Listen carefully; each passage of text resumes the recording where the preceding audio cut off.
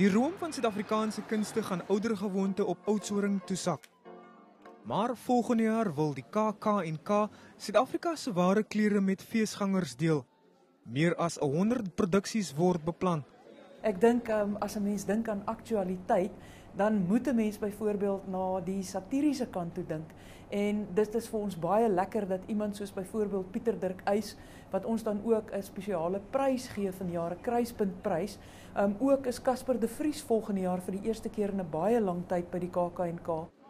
Die fees se gespreksreeks gaan weer sorg vir gesonde debat. In daai gesprekke gaan ons natuurlik na baie aktuelle onderwerpe kyk. Onder meer sal die leierskapstryd in die ANC definitief onder die loep kom. Ons sal natuurlik praat oor die plek van Afrikaans in ons samelewing en ons sal beslis gesels oor erfenis. Oudtshoorn is onlangs as 'n plaaslike rampgebied verklaar weens die droogte in dele van die Weskaap. Maar organiseerders glo nie dit gaan 'n impak op die fees hê nie. Die fees word volgende jaar vanaf 8 tot 15 April aangebied. Percy Boyang, Unies, Kaapstad.